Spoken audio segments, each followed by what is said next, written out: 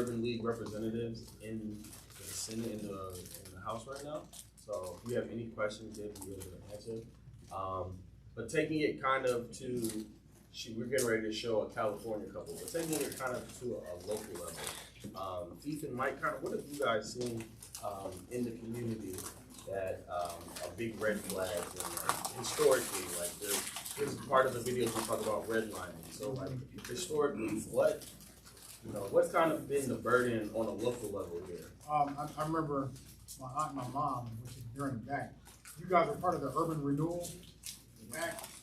Granny had the house out there on Mill Avenue. Everybody heard of that. That was one form. That was one big campaign as far as removing certain black families. It's everything you.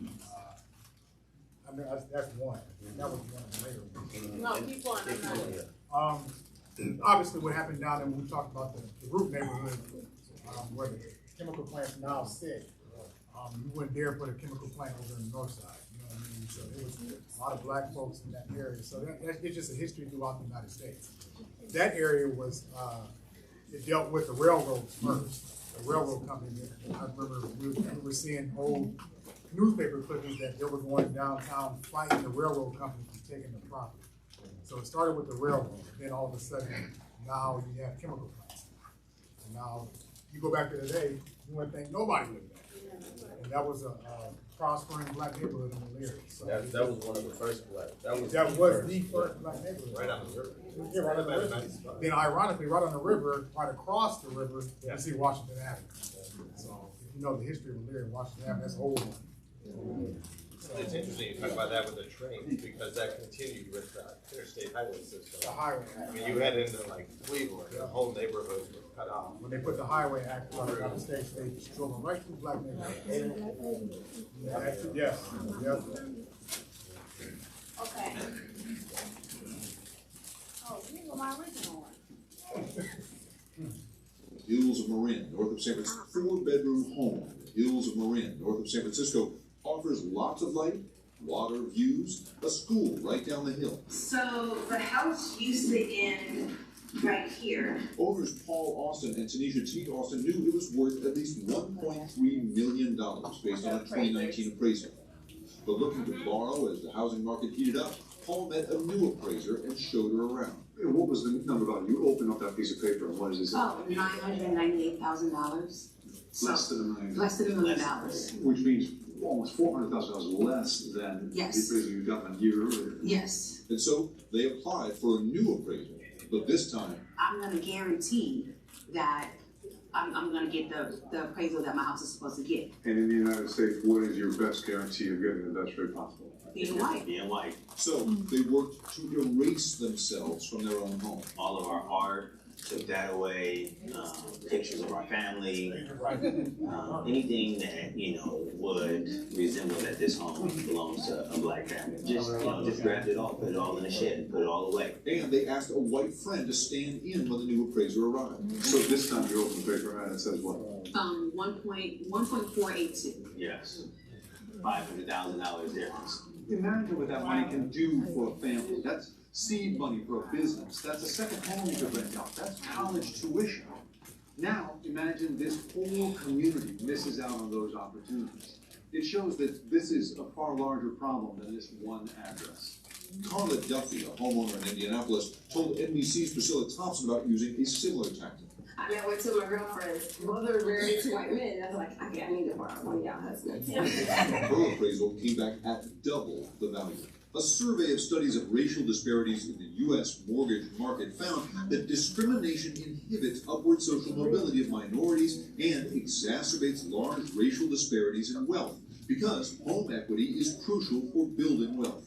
In fact, this community, known as Marin City, was held back for decades. When Paul's family moved here from the South to work in the shipyards, redlining meant it was the only place in the area where African Americans were allowed to buy a home, while white residents could buy and sell anywhere. Today, Marin City's median income is less than $30,000 a year. Neighboring Mill Valley, a mile away, is nearly 3 times that. In theory, this home should have been your family's escape from that history. Yes. Yes. Like we shouldn't had to repeat what my grandparents had to go through 50 plus years. It's frustrating because we're not as far along in America as we think we are. The original appraiser did not respond to our request for comment. By the time the Austins got the new appraisal, interest rates and terms meant they couldn't borrow the money they wanted, and they're now suing. Just the process of appraising is a system that creates inequity in our country. How do we change the system? Will our story be a catalyst to changing, the system that's negatively affecting Black and brown people every day? Tom, Paul and Tanisha say that their lawsuit is about the money lost as they were waiting for a second appraisal, but they also say it's about reforming a system that puts the dream of intergenerational wealth into the hands of a property buying person. Tom? So true. Jacob Ward with a very important story. So how many people seeing that video are not surprised by what just happened? Hey, that's called blood. They see it. But, I mean, is it surprising? Like, are you surprised that that's Oh, that no, can that's happen? not by far, but I'm trying to see what's the answer for that. That's why it's so weird. So as Black and brown people, we're kind of used to that kind of discrimination. If somebody would have been in that same situation, how many of you guys would have known the next step to take? So a couple. So again, P, you could take over and kind of like, what kind of, if somebody ever ran into a situation like that, an issue like that, like you said, I just don't belong. Like, I just won't move to that side of town. So in Elyria, a lot of people move to the south side, move to the west side. No, I don't want to move on the north side. I don't want to do this. What is the step that they can take to prevent, I guess, that from happening to them? That's a big question mark. So I would say, like, do we have Black appraisers? Like, somebody that's a Black appraisal, that's the person you need to call to be your appraiser. You get to pick who does the appraisal. You pay them. So one, you gotta be mindful of that from the beginning. Number two, if you know, because everybody doesn't know, that housing discrimination in this instance still exists, then you need to whitewash your home. There shouldn't be nothing in there that represents you. Unfortunately, and I'm just keeping it honest with you because I want you to get the best bang for your buck. So in order to do that, you shouldn't have pictures of your family on the wall. It should just look like a staged home, like if somebody had moved out of it and they just staged it. And I'm only saying that because we see the issue. Now, if you have an appraisal person and you know them and you have a good relationship with them, then you don't really have to worry about that. But you really have to be mindful of who's coming in your home and then what they're going to see and how they perceive that, which is very unfortunate. And if you know that the houses on your street are appraised at a certain amount, like, you can do your own research to say, how much is my next door neighbors? How much is the person down the street, to see what their values are at. And then if that comes in ridiculously different from theirs, there's a problem.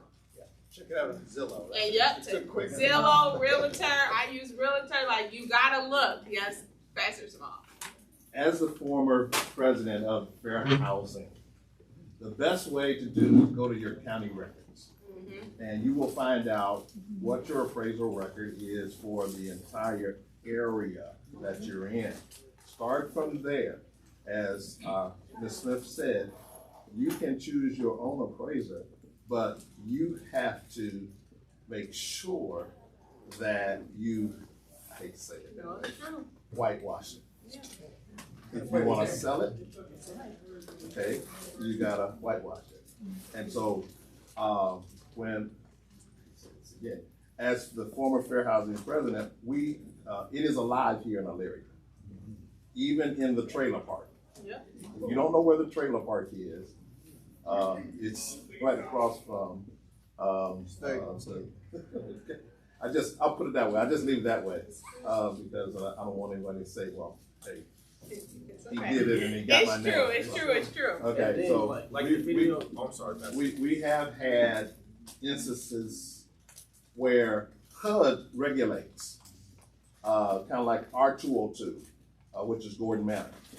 It's regulated that we have so many senior citizens, so many veterans, so many disabled, same sex, which is, same sex and all that, and religious preferences. So it's regulated by HUD. Some places are regulated by HUD. So, hey, what's a HUD, sir? It is your housing authority. You're on the federal level. Oh, okay. On the Exactly. federal level. And so our representative is sitting right there looking gorgeous. Oh yeah, she's giving out some If you ever have a real good problem, energy right now. that's who to see for our Elyria area. And then like the video said, so unfortunately their next step had to be suing. So a lot of people don't know. Hold on, Mark, let me say this. So I don't know if you caught this, it was the fact that they were waiting for their appraisal and We'll do that then, at the end. Okay, I just wanted a business card. I was gonna cut out. oh, Oh, okay. you know what, I don't have one right now, but, You know, yeah, there you go. Yeah, Y'all have a blessed day. We appreciate it. what happened to them was their appraisal impacted their ability to get the loan that they wanted, and that's the most important thing. So then they had to wait. So whatever they wanted to do with that money, whether that was remodel their home or buy a rental property or whatever, create wealth for their family, they weren't able to do that just because the appraisal came in under what it should have. So like it's like this trickle effect that impacts not only that situation but your family and then what your future plans were. So I think that's the most important part. Yeah. And I was just gonna say, at the end where they had to sue, a lot of people, you know, might not even know where to go to. How do I get an attorney to find this? Legal aid societies, a lot of people may or may not be familiar with that. They provide free housing representation for like housing discrimination, things like that. Yep. So if ever you ran into a situation like what Paris was talking about, what the video is kind of talking about, and you're kind of like, man, okay, what's my first step? Talking to the urban league, step one. But then if legal representation has to happen, man, I can't afford an attorney, I might as well not even fight it. You don't have to even worry about that. You just call Legal Aid Society. They're based out of Cleveland. They have a Elyria chapter by the mall, where Applebee's, give them a call. You'll talk to a person that'll help guide you through that situation. So a lot of this conversation is to provide hope and, you know, not fear like Paris is saying, man, I can't do this, so I might as well just move to a part of town I don't necessarily, I want to move to this side of town, but I gotta move over here, or, you know, they said no to this, I'm not even gonna fight it, or $25 I gotta pay for a dog, man, it's $25, I don't even gotta fight it. Like there's outlets and options to help with those situations. And if you don't know if it's a situation, like we get calls every day. And then I have to tell the people, no, you have to pay your rent. Just because there's raccoons in the attic don't mean you can't pay your rent. And then we take it to the next step. So there's a lot of things that happen, and it's not always fair housing related. But there's ways to get around certain situations and to communicate with your landlord and things of that nature that we can work with. And that's a perfect transition because now we're gonna, you know, dive into kind of affordable housing aspect. So Mr. Griffin. I think we're gonna have Ethan go next. No. No, okay. No, Ethan's giving me that look. Like, Yeah, okay. I said what I said. All right, that was the program they gave me. No, you're good. Okay. So again, Mike Griffin. So I'm here, I got a lot of hats, but I'm here as the chair of the Elyria Community Partnership. So we're the new community development corporation in the city of Elyria. I've got our information up here about our mission. So really we're focused on revitalizing downtown and the neighborhoods throughout the city. As you can see, sort of our vision of what we see for Elyria. It's a vibrant, diverse, historic city where neighborhoods are rich with community assets, activities, thriving businesses, and quality housing for all. So housing is definitely part of what we're focused on. I've got our values up there. What I didn't put up there is sort of our sort of 3 work streams, which are really the organization. So we've been in existence legally for about a year. So you know, we've got a board. Actually, we just made a decision to hire an executive director. We'll have an announcement about that soon. So we're going to have somebody on staff to work on these issues. We're definitely getting ourselves organized. Next focus is downtown. Some of you may know about the Third Thursdays that we've been putting on now for a couple of years. We're really focused on getting programming activities downtown Elyria. And through that, the goal is really to show people what downtown can be like, how it can be vibrant, and really, you know, help fill those buildings, get businesses downtown. That's a big focus for us. And then the third, no idea who's that. Regular school bell. Third is really housing. So it's really working with existing housing. So what can we do to help residents, improve their housing, do repairs, find financing, things like that, and also look at being either a development partner or attracting new housing. And that's everything from affordable housing, for rental, affordable, for sale housing, and market rate housing throughout the city. So that's really what Elyria Community Partnership is. I just want to, we're still new, so trying to introduce ourselves to everybody. Just a little bit about myself, so you have a clue if I know what I'm talking about. So I work for a group called the National Development Council, so you'll see that show up here in the slides. I head our affordable housing. There's a lot of bells. Yeah, right. I head our affordable housing business across the country, so we raise about $100 million a year, and then we invest that in affordable housing projects across the country. And again, a big part of what I'm going to talk about is really to show examples of some of the projects we've worked on across the country to see what's possible, to talk about what's possible in Elyria and what we can bring to the community. Before I worked for NDC, I worked at KeyBank. I headed up the community reinvestment. I was the National Community Reinvestment Officer, so worked in all of the states that Key works in across the country. And then I started my career actually at the Famicos Foundation in the Huff neighborhood of Cleveland, working on affordable housing, and then working throughout the city of Cleveland on affordable housing. So that's just a little bit about me.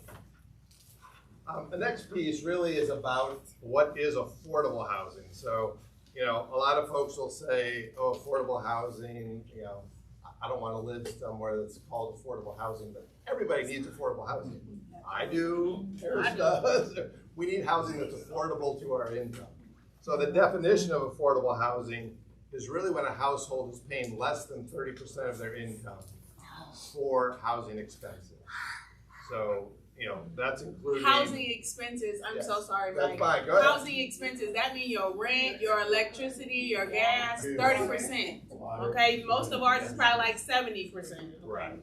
So exactly, actually, to make that point, so nationally, according to the census, nationally more than 19 million renters are paying more than 30% of their income for rent, for housing.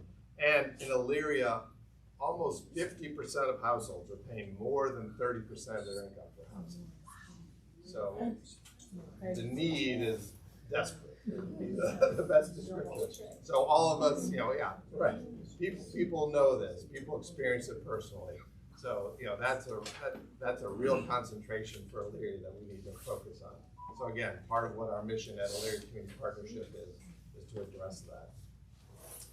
The next page, actually, I edited some of what the Urban League gave me, but just to really say, there are negative impacts to unaffordable housing. So if you, again, all of us know this, you can't pay your rent, you can't pay your mortgage, that creates stress, that creates health issues, it creates mental health issues, it could cause, unemployment. Obviously, any of those stressors impact children in the household, so about their educational impact, and obviously, it really can create racial segregation because people end up making choices they think they have to make about where they live based on what can be affordable to them. So. And again, I don't want to throw too much information at you, but when you look at affordable housing, so usually there's income limits for what qualifies, somebody who would qualify for what all of us would say is affordable housing. So whether that's public housing, local housing tax credit housing. But what's always amazing to me is these numbers are a lot higher than most people think. Family of 5 making $55,000. That's it's pretty good. So but to afford to qualify. Yeah, to qualify. I understand. No, we need to increase that. But the reality is, even if you look at 1 or 2 people, So if you have a couple, senior citizens getting Social Security, getting a pension, they're going to qualify for what would be called affordable housing. Okay. Again, next slide, just a little bit about company I work for. Again, I apologize, I have too many hats. But what we do is we work on developing affordable housing across the country. We have a small business lending arm, so anybody who's starting a small business, you can go to our website. We've got small business lending resources. We actually do that lending. And then we provide technical assistance and training to community development professionals, so the folks who are working in economic community development across the country or with various municipalities, we provide that help. And really, we were born, so you can see the date is interesting. We were initially started in 1969, and we really were created out of the tragedies of the assassinations of Martin Luther King and Robert Kennedy. So some of Robert Kennedy's staff got together after those two incidents and created our organization. And really the sole mission is to bring resources to disinvested communities across the country. So for over the last 50 years, that's what we've focused on. So again, just trying to look at, oops, we skipped a page. Sorry.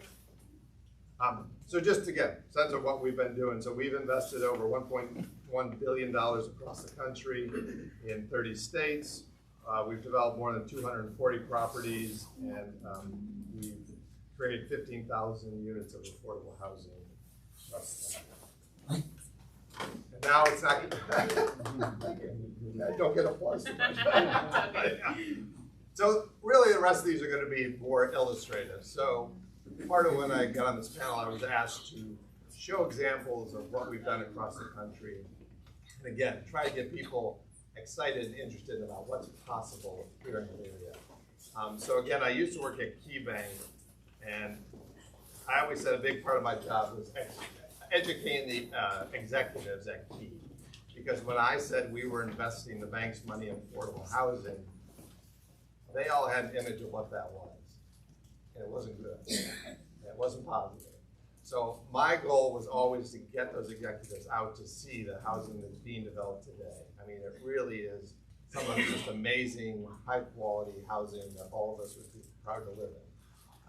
Particularly when you focus on some of the places we have with services, we have assisted living facilities and things like that that are affordable, which is a growing need. If somebody has the income, they can afford assisted living when they need it. But if you don't have a significant income, you don't have significant, as we talked about, assets, which is primarily a home, and people have been systemic ways that's been, kept away from certainly the African American community. So really, affordable assisted living is important as we all age more and more. All right. So Maywood. So Maywood is a development. It's a $45 million development. We invested $18.6 million into it. And these pictures are really the transformation. So I'll come out and say, when they tore down the Shane building, I was just, it's a historic building. My view was always shouldn't be torn down. It got torn down for a lot of reasons. But the reality is there's possibilities of what to do with historic buildings. So this was a historic rehab. I don't know how well you can see that, but in that top picture on the right, that roof is just gone. Yeah, we actually had a tree growing out of the roof there before they took it down. At the bottom, you can see what the exterior looked like once it was completed. And the next few slides are some of the interior. Oh, that's the roof that was gone before we rehabbed it. This is the interior, so that's the same hallway before and after the renovation. Same thing with this part of the building. They were still working on it. But that's that floor where the roof had collapsed. This is the dining room before, what it looked like before, and once it was completed. And this is just one of the sitting rooms. So again, this is, in this town, and the reason I really brought this one and highlighted it, is this is Maywood, Illinois. It's a suburb of Chicago. This building sat in the middle of it for 2 decades in that condition. So it was the center of town. So renovating that building, and again, renovating buildings here, and not only has an impact for the people who are going to live there, which is going to have great housing, but it rehabilitates the center of the town. It sort of invigorates development around it. Again, sort of continuing on, these are some pictures of the various rooms in there. So this is the property actually in Ohio. So this is Market Street Loft in East Liverpool, Ohio. So anybody who heads down to Mountaineer, down that way to the casino, you drive through East Liverpool to cross the bridge to get into West Virginia. So this was a new construction. What jumped ahead? That's a new construction project. We invested $8.4 million in that. Next one. Bayonet Street, this is in a small town in New London, Connecticut. Again, development of this family affordable housing there. This is a project in East Cleveland. So this is McGregor Apartments Assisted Living. So if anyone's ever heard of the McGregor Foundation, it's a really great property on the east side of Cleveland. They've got a nursing home on the campus. They have assisted living. And this was a development of affordable assisted that we helped do for them. Oh, excuse me, what year is this? When was that built? Yeah. That was probably 4 years ago we built that. Yep. Yeah. So was this built straight from the ground, or this? That's a brand new. That was straight from the ground up.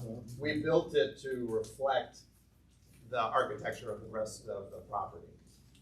I always tell people I toured the nursing home facility they have on the grounds for this, and I told them all my kids, the time comes, this is where I'm going, because it is just a beautiful, beautiful facility. So I think I'm gonna ask the question that everybody wants to ask in the room. How do we bring that to Elyria? Great segue. That's perfect. Cue that one up. Yeah, you know, I do this a little. Yeah, right. Yeah. So actually, in Elyria, so we have done some. There has been some development using this financing tool. It's called the Low-Income Housing Tax Credit, which sounds boring. It's all day long, but it is how housing is developed these days. Affordable housing is developed. So New Riverbend homes, which are the new construction, but not new anymore, 15 years ago. Over 15 years, on West River and on Gateway. So those were funded through the tax credit. Those actually have just kicked off to the point where those residents are in a place to buy those homes. We're selling those homes to the residents. So that's through another local nonprofit, I'm on the board of, that developed those homes. Also, the cottages at Riverview, so over on the old Summers trailer park, or fairgrounds as people call them. So those are senior housing built with the low-income housing tax credit. And you said those are all tax credit, right? Yeah, those are all tax credit. I think there's just a couple market rate units in there because